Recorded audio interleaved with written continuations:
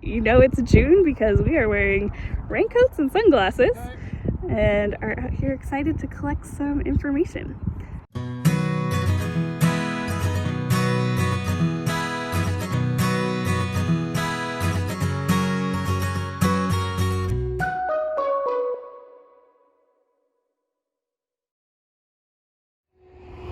Hello and welcome to the Purdy Sand Spit. We're out here getting started with the very first of our summer 2020 beach monitoring events. We are going to give you a nice little overview of what this program is, what we do, and what's happening right now. So thanks for tuning in and joining us here. So beach monitoring is a program that Harbor WildWatch has been doing since 2013, that summer, and we come out to the beach every summer and winter and collect a variety of different data.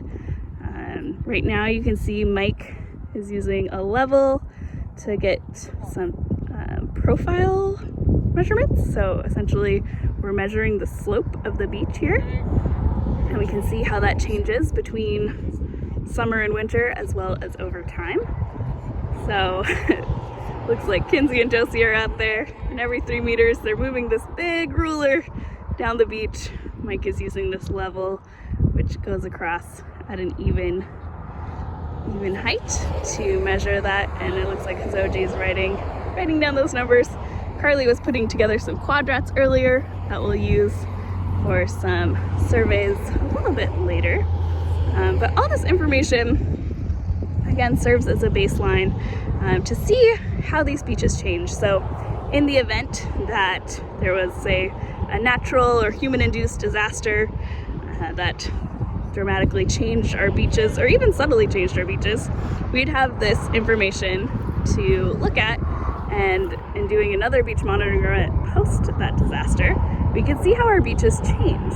And so this is really just cool information to kind of keep eyes on the beach, and it's part of our community science programs out here with Harbor WildWatch. Community science is a way that we add to the scientific information. Essentially, there's not enough scientists out there to collect all the data that's needed to understand the fabulous and wonderful things that are happening and changing in our environments. And so by doing community science, we can add to that scientific understanding using good protocols to see what's up. And so the more eyes, the merrier, I think. And so this is a program that's being done throughout the Puget Sound, and so our information can get pooled into a big database. So we really have a sound-wide view of how our beaches are changing over time.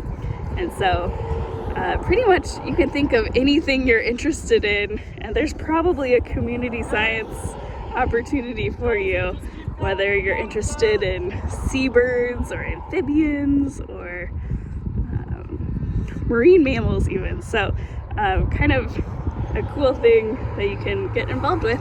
And if, it wasn't COVID season, we would love to have you on the beach right now with us. So typically this is a beach where we partner with the different high schools, and we'd have probably 60 students out here with us on our typical kind of season, but it's just the 5 of us today.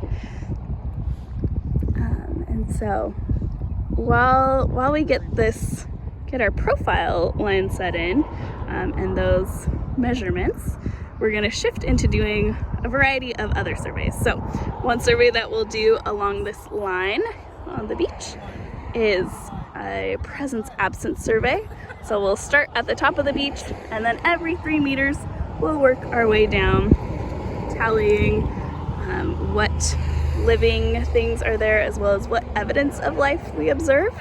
So something I like about that survey is you get to see how the beach changes from the top of the beach all the way down to the bottom of our line.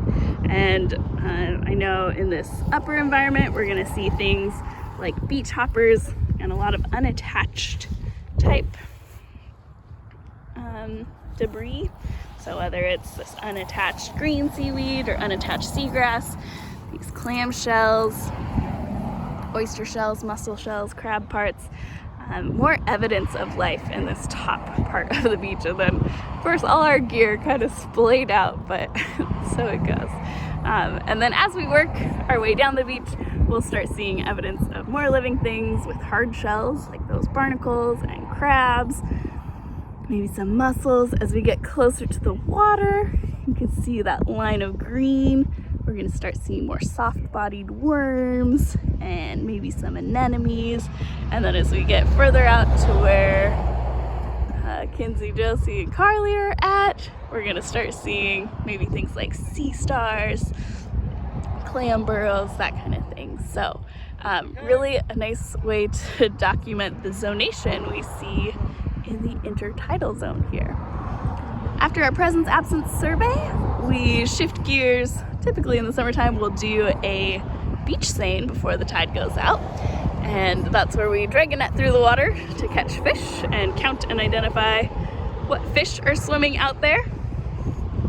We'll also do, at the different tidal heights, some surveys using these fancy PVC pipes. So we'll essentially count and estimate the percent cover of all the things living in this square at the +5, +1, 0, and -1 tide heights. And that gives us an estimate of the populations of creatures and seaweed at those different tide heights. We'll feature some of these surveys in future videos, and you can see the difference between, say, the +5 tidal height to the 0 tidal height. Very different habitats, even though you're on the same beach. After that, we shift into looking at sea star wasting. That's definitely an excellent example of community science working really well, where you have a huge disease outbreak all along the west coast, and we're a group that has information collected on some sites. There's a great blue heron flying by. But we can look at sea stars, measure them, and give a rating on whether they have signs of that wasting disease or wasting syndrome or not. And so we'll do that, as well as something that we're pretty excited to have noticed throughout the years that we've been doing beach monitoring. We'll end with an oyster survey. And so when we first started beach monitoring out here, Purdy Sand Spit was a beach with very few oysters. And then there was one season where all of a sudden we're starting to see oysters all over the place. And so that was in coordination, or maybe correlated with the blob, so that kind of marine heat wave that occurred. And so that allowed a lot of Pacific oysters, our non-native oyster species, to survive and thrive and just populate all sorts of beaches that we see, or that we monitor. And so we adapted and added another survey to look at oyster populations on our beaches. So that's absolutely one of the cool things about community science, is when you're taking a look closely at the beach, you can start to notice when things are changing or when they're different. And it looks like we're all finished with getting this profile line set up. So I'm gonna wrap this up and we're gonna start collecting some data out here. So thanks for tuning in and getting a nice little overview of what we're up to out on the beach, doing some science, learning and having fun. And we'll be keeping you posted with some more specifics on the fun surveys that we're doing, from fish seines to counting things in quadrats. So tune in next time for some more beach monitoring with Harbor WildWatch and see what we're up to.